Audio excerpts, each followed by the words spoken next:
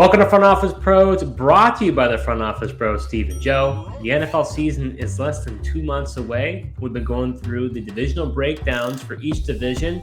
We're going in a little bit of a different order now. We're going to the NFC South, and here with us to break it all down is Jeff Haseley. Jeff is a senior writer, content provider for Football Guys, and also a video editor and graphic designer for the Fantasy Doctors. Jeff, thank you so much for making your first appearance with us on Front Office Pros.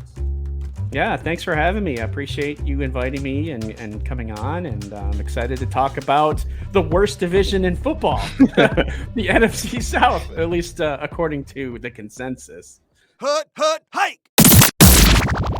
That is true, Jeff, and according to last season, it was not a very stellar division. So the Tampa Bay Buccaneers, the Tom Brady Tampa Bay Buccaneers, obviously now he's retired, they won the division at a lowly 8-9.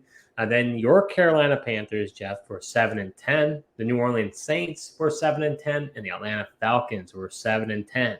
So everyone's just kind of in the middle there. So based on what has happened this offseason, what is your guys' prediction on who will be the NFC South Division champion? I actually think this plays well for Carolina, but I think that the winner is likely going to be 9-8 or 10-7. I like Carolina. I'm trying not to be biased here as a Panthers fan, but I think that Bryce Young is a great pick for Carolina and for Frank Reich. I think he's going to surprise some people with how well he is in terms of his efficiency and what he can do on offense, not turn the ball over. And the defense is actually one of their strong suits that is arguably one of the better defenses in the division. So I think Carolina could potentially win the NFC South with you've got Tampa, who is the king of the hill, who lost his king, right? And Tom Brady. So what in the world are they going to do? They're still kind of floating around there and thinking, well, we still got Mike Evans. We still have Chris Godwin. We still have this. We have that. They're a possibility, and anything can happen. But with Baker Mayfield under center, I don't know. I don't really see a division winning situation there with him under center. So I think it comes down to Carolina, Atlanta, and New Orleans. And whichever team obviously does better in the division in terms of division wins, I think is going to win this. And it's going to come down to a 10-7 or 9-8 type of team. So I like my chances of Carolina getting there. We'll see. Yeah, for me, I'm going to take a swing here. This was a tough division just because, like you said, nobody's really elite. There's not many teams that separated themselves. So everyone's, kind of close. It's going to be a tough battle to the end. But I'm going to take a stab and go with the Atlanta Falcons. I know that could be kind of surprising, but, I like the additions that they've made on offense. Obviously, drafting Bijan Robinson. I like their roster. Defense is, not the best for sure. But, last year they were a really competitive team with Marcus Mariota. And if Desmond Ridder can take a step in his second year with a guy that doesn't have to do a lot with the strong run game that they have, I could see the Falcons, winning the division possibly here. See, I'm gonna go with Jeff here. I'm gonna agree with you. I think it's the Carolina Panthers. I really like Bryce Young. I have been a proponent of his, during this whole draft process. I think he is going to be an unconventional quarterback. He has eyes in the back of his head. He's an elite processor. I think he is going to make some wow plays. This team was a really competitive team, even with not having that great of a quarterback last year. So I agree with you, Jeff. I think the defense is solid. I think the weapons around Bryce Young, nobody elite, but good. I think bringing in Miles Sanders is going to help in the running game. You've got Hayden Hurst, who is no K tight end, but he's been around the block, brings some veteran leadership, and then a host of wide receivers. I don't know who's going to emerge out of there, but they've got a litany of receivers that could do something. So I like the supporting cast around him, as well as a decent offensive line with Ike Ekwonu as well, who I think was a great draft pick by them last season. So I think overall I really like the Panthers winning the division. But I agree, this was a difficult division to figure out who was going to win because they're all kind of muddled in there. Yeah, absolutely. And it's like I said, it's going to come down to who wins those divisional games.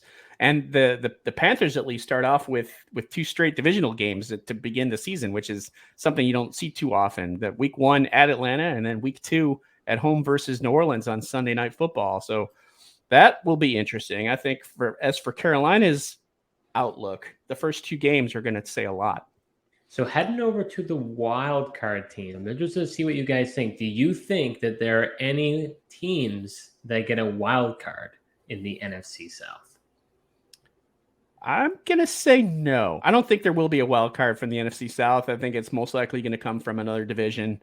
And especially if it's a 9-8 team that wins the division. So I'm going to say no other wild cards from the NFC South.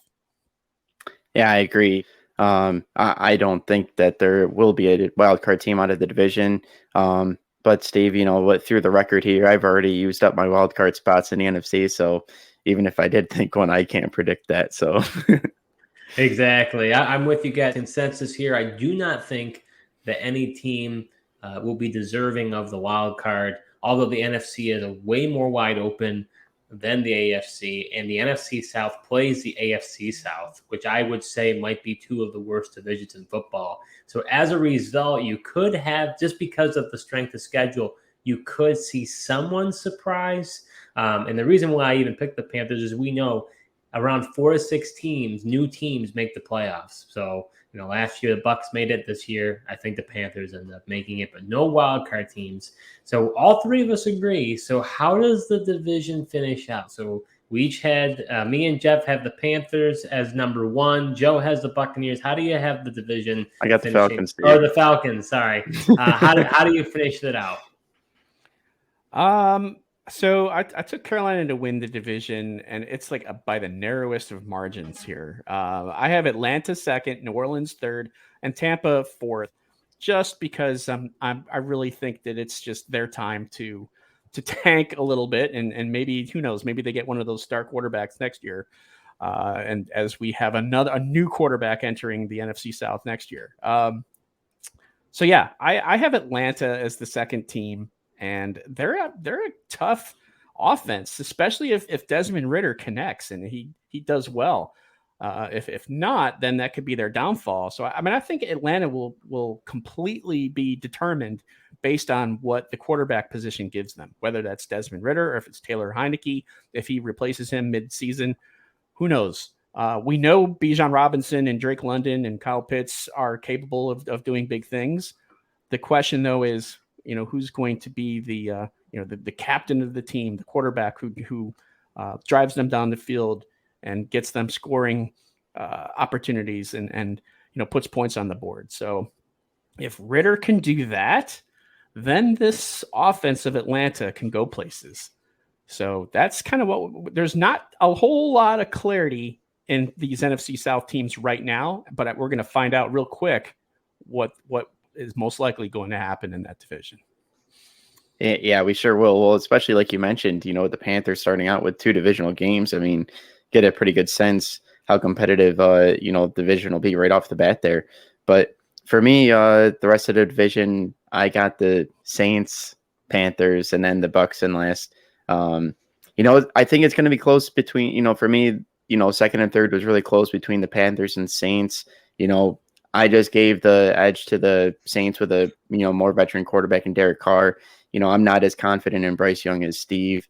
I think he could go through some growing pains in his rookie year here. And if he does that, it could, kind of put a damper on the Panthers season later.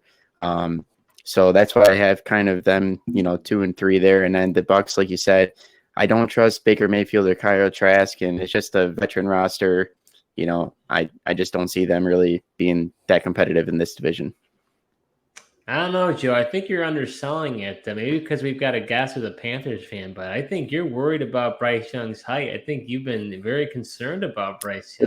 It's not so much his height, Steve. It's like he's not very big. Not just height wise, like his muscle mass and weight. I'm worried about his durability taking hits. That's my concern. But it's not so much. I'm not that concerned with him possibly getting hurt in like his rookie year. That's more so durability, like for long term. But rookie quarterback, I do think the Panthers have a solid roster. It's hard for me to put trust in a rookie quarterback for them to, win the division or be up there. So, if I could mention something about the Saints and Derek Carr, just looking, I mean, you have to remember he's the cast off from the Raiders. Yeah, trust me, I don't have the most confidence in Derek Carr that this, it's going to turn around the Saints team for sure. He has one winning season in the last 6. Yeah. So, that's, what is he going to turn it around? I don't know. I mean, it's possible he could, but this is also, Derek Carr that we're talking about. He had Devontae Adams, one of the best receivers in the league, and he still couldn't, turn it around. So I don't know. I don't know there. As far as Bryce Young is concerned and his size and those concerns, I could sort of understand that if it was a problem in Alabama in the SEC or throughout his entire career, and it just hasn't. We've seen other quarterbacks do well. We've seen Kyler Murray do well. We've seen Drew Brees do well. Going back to the Hall of Fame, we've seen Fran Tarkenton do well, who is actually shorter and less weight than Bryce Young. So there's opportunity for him to do well here. I don't think that the size issue is going to be as big as what people think. Yeah, I get that he played in the SEC, but there's a difference when some grown men are hitting you than the young boys in the SEC. So that's what I want to see. Durability of hits of, coming from grown men on the, defensive side. Well, we're definitely going to find that out for sure. Absolutely. Jeff, I just want to say thank you for giving some common sense to Joe. I know it's taken him a while, but sometimes he's one of those people that you have to see it to believe it. So he'll get there. I'm with you 100%. But as far as I definitely got to see it to believe it, Steve. as far as my breakdown here, guys, I got Panthers 1. I don't love it, but I've got Saints 2. Then I've got Falcons 3, and I've got the Buccaneers last. Buccaneers are a mess. When they went all in with Tom Brady, their cap space is, people want to say the cap isn't real. It's very real, and they're paying the price. So this says the Rams were paying the price. All those void years that Tom Brady had in his contract, they're paying that money while he's retired doing whatever he's doing. So I think the Bucs, I don't believe in Baker. I think Baker, I was surprised what he was able to do with the Rams. But he was like the worst quarterback. And you could probably attest to it because you watched him on Sunday. But when I watched him on the Panthers, I was like, this guy might be the worst quarterback in the entire league. I mean, he was really rough. So I have no confidence in him or Kyle Trask. So Bucs is last. And then Falcons, it's interesting. They've got so many dynasty darlings on their team. People love Kyle Pitts. People love Drake London. People love Bijan Robinson. I mean, you would think on paper, this team should really, even if their defense is horrible, they should be this high-powered machine. But I don't have a lot of confidence in Arthur Smith and that coaching staff. I haven't seen it. They've underperformed ever since he's gotten there. Maybe the workhorse running back is what he needed because that was his whole style with Tennessee. So maybe that changes. But I'm just not a believer in Desmond Ridder. Maybe if Derek Carr was with the Falcons, maybe I'd feel differently. And then with the Saints, they always seem to do better than I'm expecting because I don't think that roster is very good. And I'm with you guys. I don't have much confidence in Derek Carr either.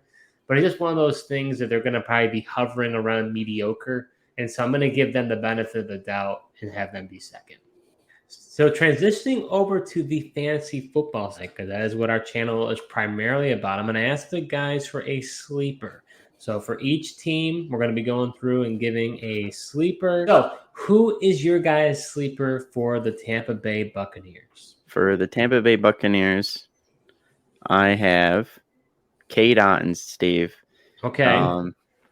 He's a second-year tight end. You know how I feel about those rookie tight ends, Steve. But he's in his second year. Cameron Braid is no longer there. He's the tight end 1.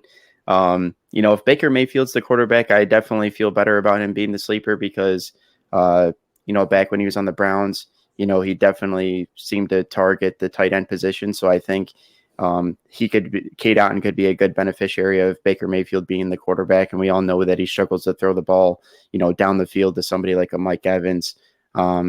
So I think K-Dot could be a good value at the tight end spot this year. All right, that's interesting. I'm glad you went with Kate Otten because I took Rachaad White.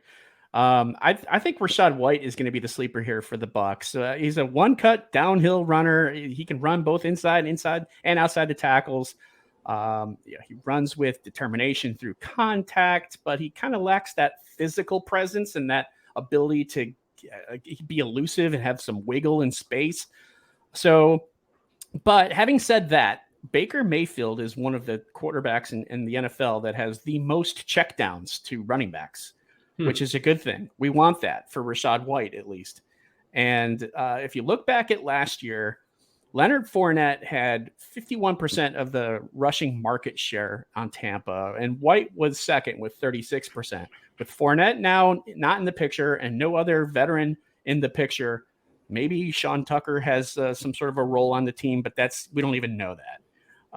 So it's looking like White is going to be the leading rusher, and that most likely will translate to his receiving ability as well.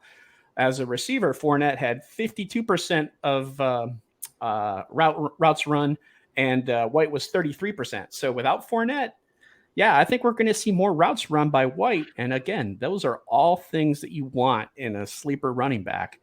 And, regardless of whether or not Tampa wins 4 games or 12 games, I still think that they're going to try and do as much as they can. Now, last year they were worst in the NFL in rushing attempts. They had the fewest, but Tom Brady, he passed the ball a lot, so he's not in that picture anymore.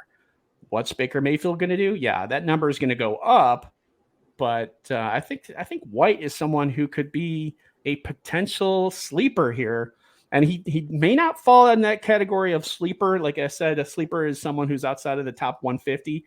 But I'm really kind of struggling to think of who else could be a sleeper on that team. Kate Otten's a good one. That's not bad. I could see him having some sort of a role. But I just wanted to get my take there in for Rachaad White. Yeah, I it's interesting because when Leonard Fournette was released, there was this huge hubbub on Twitter about Rachaad White. Whether do you buy him now? Do you sell him now? I think for this season, I really like Rachaad White a lot. I think he's definitely a guy I'm targeting in the middle rounds because I think he has a lot of value for this season alone. My only concern is, do the Bucs bring in a veteran running back? You still got Fournette out there. Would they bring him back? They've got There's Kareem Hunt out there, Ezekiel Elliott. I don't think Dalvin Cook's going there, but there's a couple guys out there. The whole running back market right now is just kind of odd. So I don't know what to expect. Yeah, it's in flux while we wait for the pieces to settle. Absolutely. So my sleeper, and I'm with you guys, I had a really hard time finding this sleeper here, and I'm not even necessarily liking this one. This is like a waiver wire sleeper. I don't think I'm even drafting this guy, but it'd be Russell Gage. Okay. I'm not convinced if it's Baker. Baker is not good at the deep ball. So Mike Evans, that's his play. So then you've got Chris Godwin. Who else do you have on the team? So to me, I think it's a possibility that just based on the style of play, Russell Gage, who has had some good seasons. He has been fantasy relevant, more so in Atlanta than he was in Tampa Bay. So I don't love it. I don't really, honestly, I probably would have said Rachaad White, but I tried to go a little bit deeper, and so we went with Gage. Yeah, he is interesting. I just question is he going to be able to stay on the field? I mean, that's really been his issue with the Bucs, and I think he's already dealing with a soft tissue issue from minicamp already. So, he definitely is a name that if he's healthy, I would be interested in. I mean, like you said, someone's got to have the third wide receiver spot there. Yeah, and if there's an injury to either one of Godwin or Evans, this team could be bad really quick. Really quick. Yeah, absolutely. So what are your guys' sleeper for the Carolina Panthers? For the Panthers, I like Laviska Shenault. I know this is a guy that's had a lot of buzz on him in years past. Everyone thought first year he got to Carolina, change of scenery from the Jags. They were going to use him a ton. Just hasn't really panned out. But I do think that this coaching staff likes Shenault, and I think they're going to have a plan for him. and he's still an explosive player. I think they could find a way to use him, maybe in a similar fashion to possibly like a Deebo Samuel. I could see him kind of playing that role. And if he gets that, then I think he'll definitely be valuable for fantasy this year. Interesting. I like that call of Chenault. I honestly say the entire wide receiver core, because we don't know who's going to step forward. And you could arguably say that there's not one single wide receiver that's in the top 40 in Carolina. I mean, you could say that, and that would not be untruthful. I think if I had to pick one, I guess I would say Jonathan Mingo. I mean, his athletic profile far exceeds any other receiver on the Panthers roster. And we know he kind of has a little bit of a lack of experience, and it might not translate this year, or at least maybe not so far, so early. However, the Panthers have a great coaching staff. They've got Adam Thielen, who could be a coach on the field. We know that Mingo has excellent speed and breakaway ability on that run after the catch, which is something that Frank Reich likes to include in his offense. So he can make plays. He's good at contested catches. We've seen that in his highlight film reels on YouTube and such. So he's got the look, the shape, and the pedigree and the school of AJ Brown. Now the question is, can he put it all together? We kind of saw bits and pieces of what he could do at Ole Miss. So what can he put it all together? Will this all-star coaching staff that Carolina has assembled be able to help him do that? And when? And in my opinion, it's just kind of a question of when, not necessarily if. Yeah, I agree with you. I didn't make mention of that, but I love the coaching staff that Frank Reich has put around himself, especially on the offense. And defense too. They got Evero too as a defensive coordinator. I mean, I have never seen in my years of following for a first year, he's not a first year head coach, but a first season with a team, the coaching staff that he built around him is absolutely remarkable. I mean, he did just an outstanding job. But my pick is, and I agree, I think the wide receiver room is really going to be the sleeper here. Who is it going to be? I'm going to go with Terrace Marshall. I think he's very talented. I drafted him a few years when he was a rookie 2 years ago. And then, Matt Rule ruined him.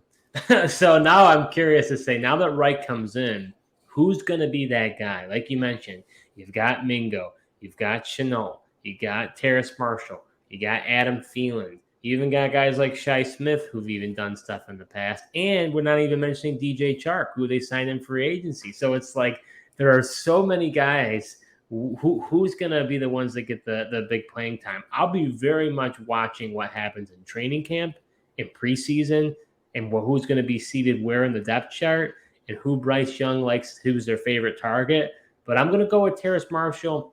I've already seen a couple clips, and I like what I'm seeing. I like hearing what reporters are saying about him. I'm believing the buzz, and so maybe it's. I'm hoping for the best when it comes to Terrace Marshall. But one of these guys are gonna break out, and I think I'm gonna go with Marshall.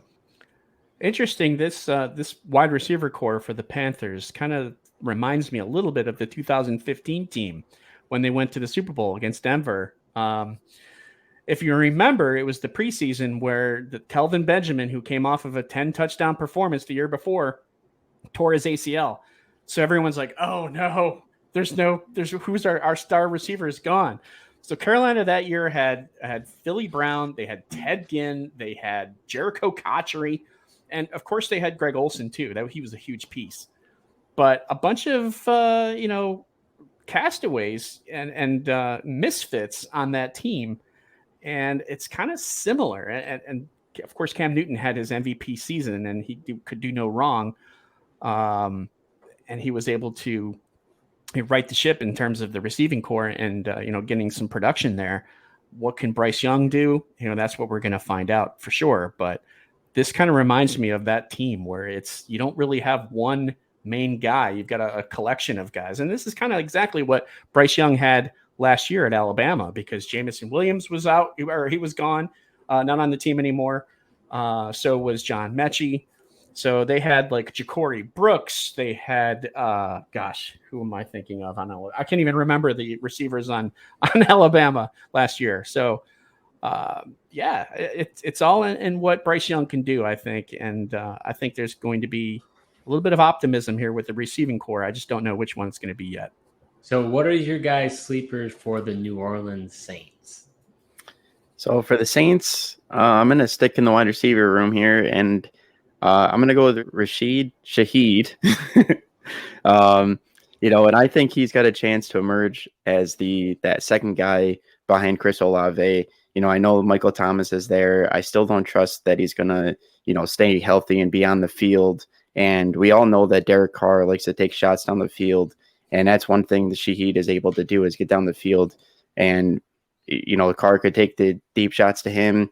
We kind of saw that last year with the Raiders. Devontae Adams was getting hyper targeted, but those deep shots were going to a guy like Matt Collins, and everyone with Devontae Adams. I know I was frustrated last year with just how many deep shots I saw with Matt Collins. I'm like, why aren't these going to Devontae? But I think with the Shaheed speed, and he could definitely be a difference maker on the offense. I like that call a lot. In fact, Rashid Shaheed is the guy that I have as my sleeper as well. For me, he's just a weapon. Not only is he a receiver, but he's also a good runner. So he's going to get rushing yards as well. And we've seen before that, when he gets the ball in his hands, good things happen. So he's that dual threat type of Deebo Samuel type of copycat type of receiver.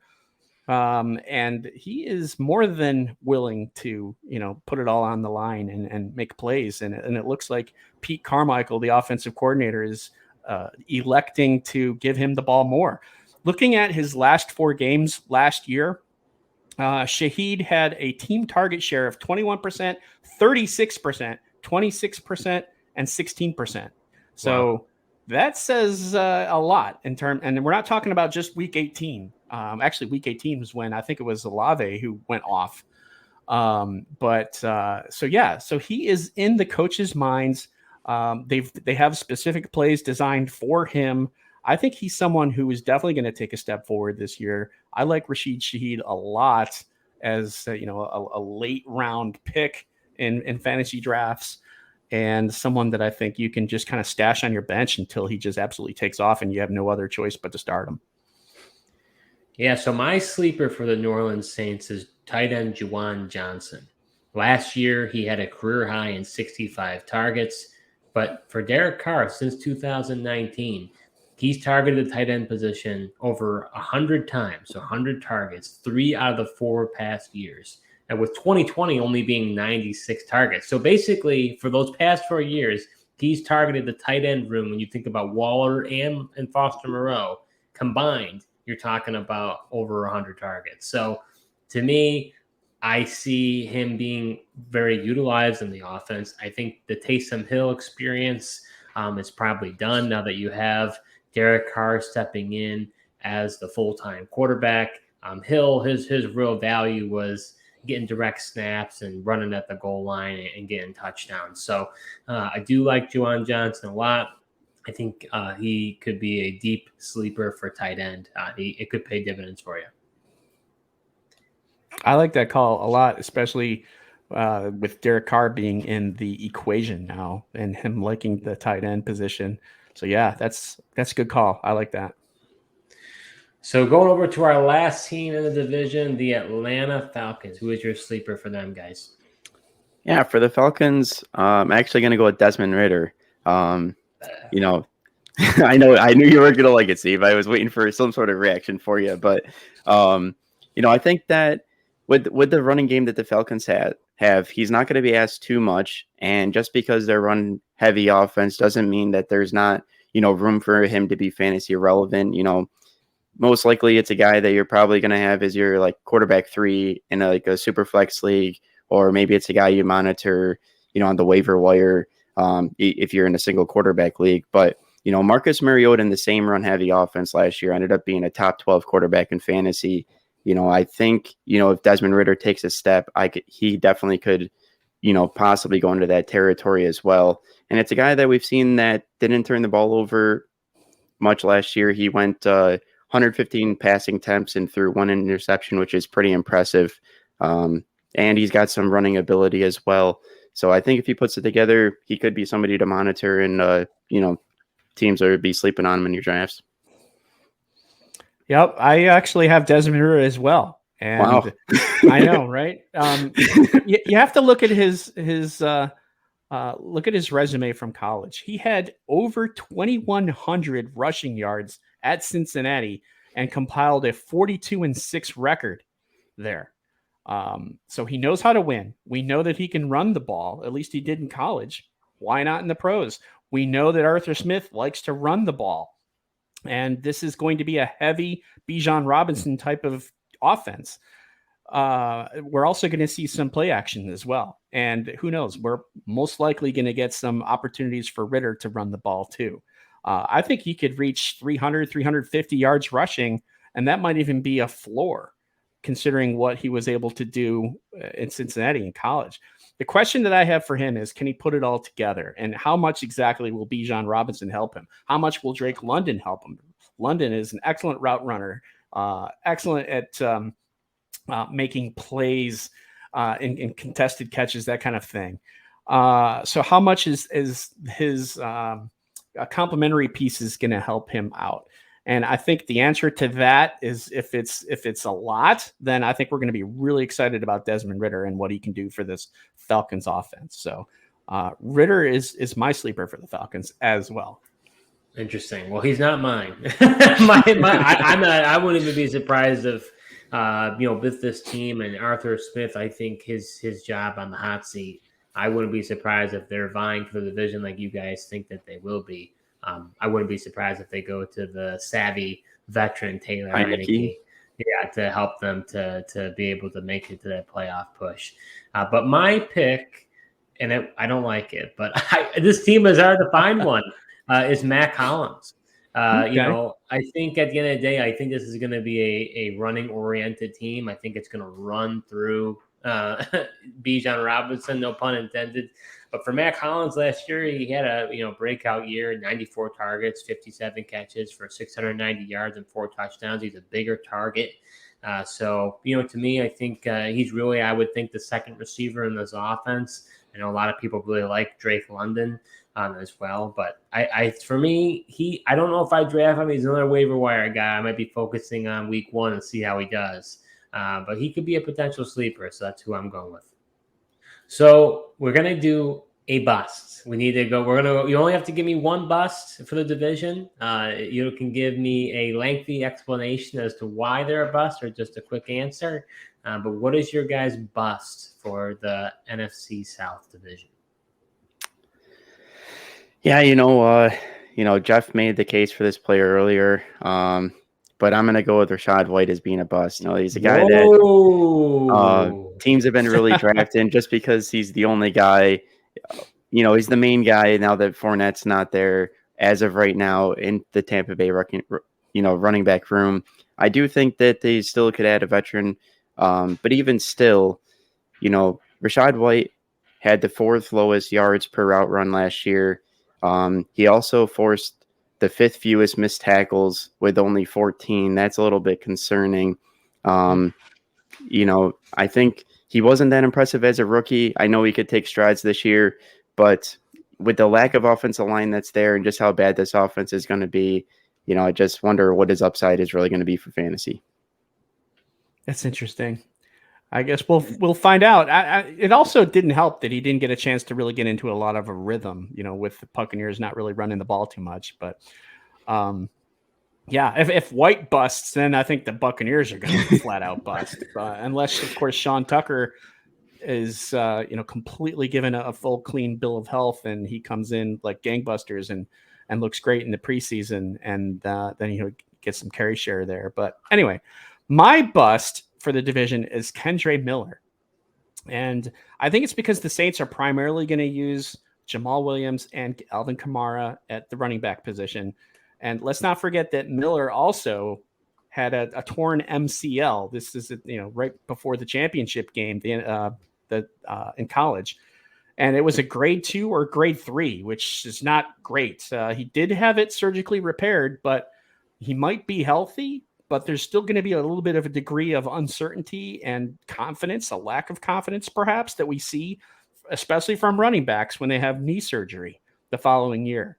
So it may not be the big daddy like an ACL, but an MCL is, just in terms of being able to come back, it's also equally as difficult. So I think that the Saints are kind of going to go easy on Kendre Miller, and that's why they have Jamal Williams and Alvin Kamara. So I think Miller is going to be a little bit of a bust this year, and it might not be until 2024 until we kind of see him take off.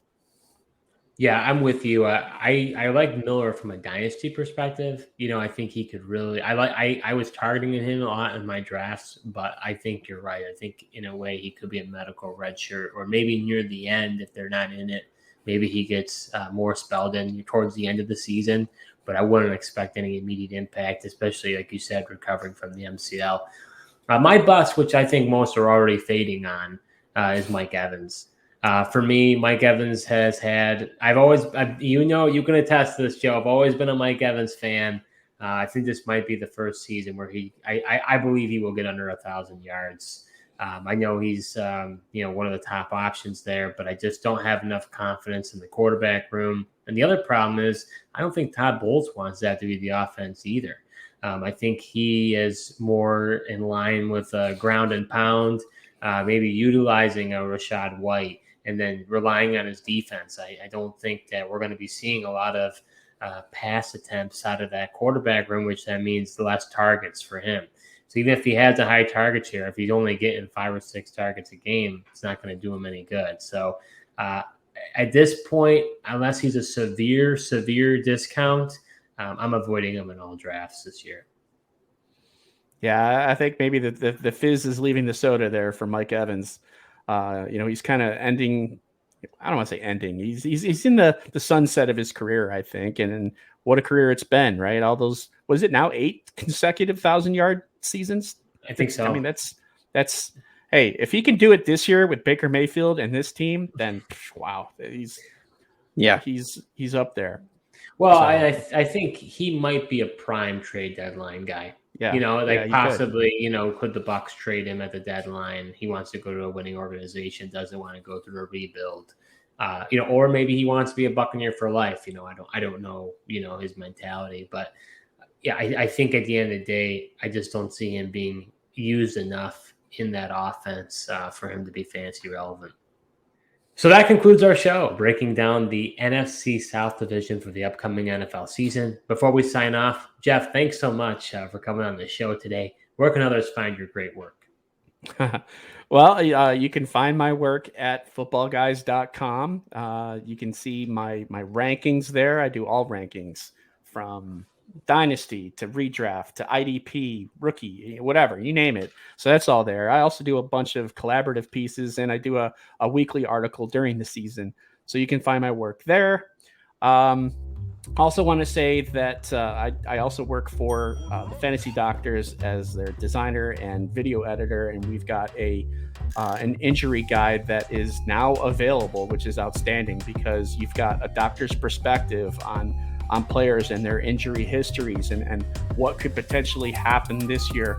Last year, the player with the highest injury risk score was Tua Tagovailoa, and we know what happened with him. So I'm not going to really go into who that player is this year because, that's not for me to say. But definitely check out the guide. It's available. Go to thefantasydoctors.com. You can sign up for it there. Also, we have a partnership with Sleeper. So if you put down $20 into Sleeper as a first-time entry, you can get that injury guide for free. So check that out as well. And thanks for allowing me to plug those things. Oh, absolutely. And we might have got just a little bit of an inkling about maybe you've been influenced hearing about the Kendre Miller MCL. Maybe we heard a little influence from the doctors of why we should be avoiding him. I'm sure he's not number one, but right. Maybe we got a little sample there. Yeah, a little bit. Yeah, there's so I mean it's a fantasy guide, but it also incorporates injuries and doctors' opinions based off of that. So If you like graphs and if you're big into infographics and you're a visual learner and you like to see data in a visual chart or a graph, there's tons of that in the guide, and you really learn a lot just by reading it. Well, very cool. So if you listen to this, you definitely want to check that out. If you enjoyed this video, we are a new channel, so we do ask you for your support. You can like this video, you can subscribe to our YouTube channel, you can put a comment below. Who do you think is going to win the NFC South, and how's it all going to shake out? We want to hear from you. Put that comment below. You can also listen to us on Apple and Spotify podcasts as well. If you haven't done so already, go ahead and check out our other divisional previews. We've done all of the AFC, as well as now a few NFC videos as well. Thank you so much for watching, and until next time.